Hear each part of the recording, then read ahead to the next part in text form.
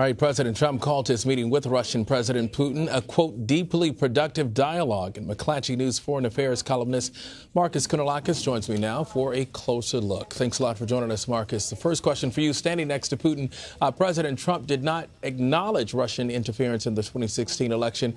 This was his response first.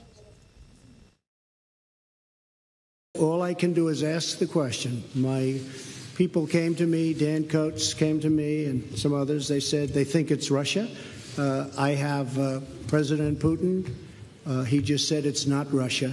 I will say this. I don't see any reason why it would be, but I really do want to see the server. But I have confidence in both parties.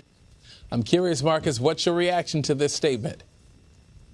I think it really it just shows the level of naivete that the president has when it comes to Russia. I'm not questioning his belief. He may very well believe that there's no motivation that Russia has to do this. But having been a former Moscow correspondent myself, I can guarantee you that Russia has a motivation to involve itself in our domestic affairs, in our politics, in our foreign policy. In fact, I believe this so much that I've just written a book about it, about how Russia and China meddle in this very way in our country, and the types of work that they use and the types of institutions that they use to try to do this. So, I hate to say this about the president, but it really shows a naivete that I had not expected. Now, ahead of the meeting, President Trump tweeted that U.S. and Russia relations had never been worse. And here's exactly what he said after his meeting in Helsinki with Putin. Our relationship has never been worse than it is now. However, that changed as of about 4 hours ago. I really believe that. Nothing would be easier politically than to refuse to meet, to refuse to engage, but that would not accomplish anything.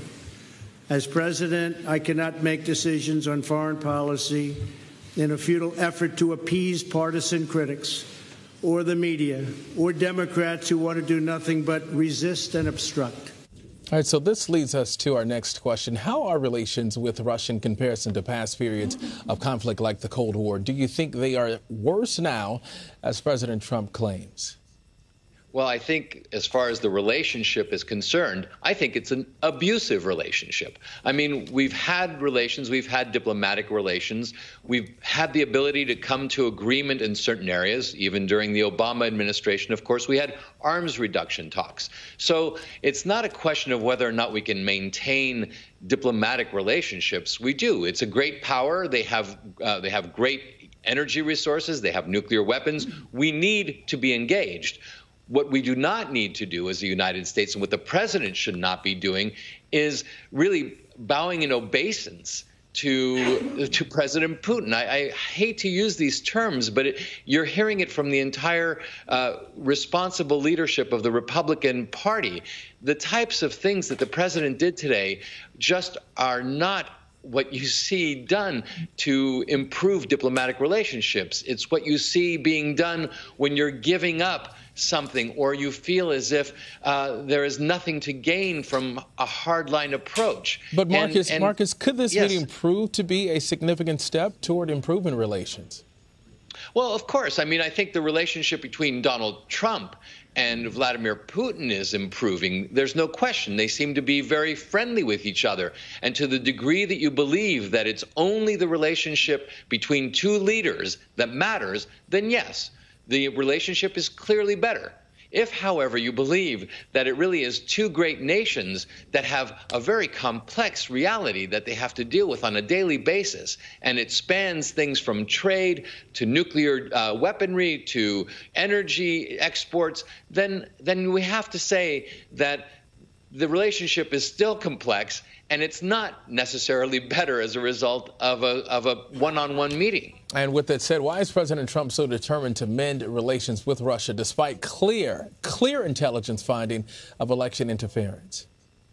You know, it's the most important question, because I think it really speaks to how the president sees the world. He sees the world as being made up of three nations that can make decisions of any import. That's China, it's Russia, and it's the United States.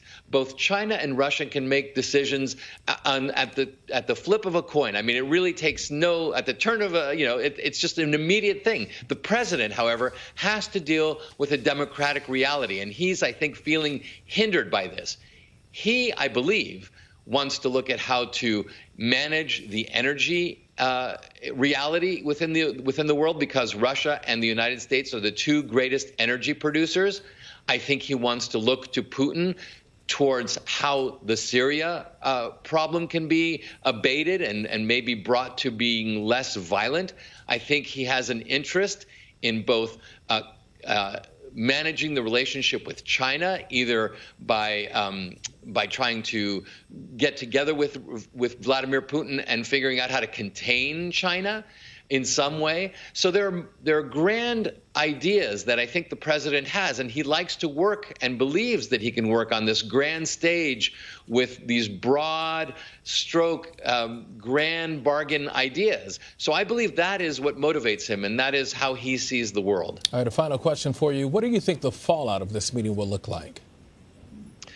Well, I think the fallout will be that there will probably be more talks. I mean, the president will probably continue in this vein. But if there's one thing that I would say that needs to be done, is he should not congratulate. Do not congratulate. And anyone who's in the media, anyone who's in Congress, should also make sure not to congratulate the president for this performance. All right, Markos Kounalakis. Markos, thank you. Always good to see you. Good seeing you, DeMarco.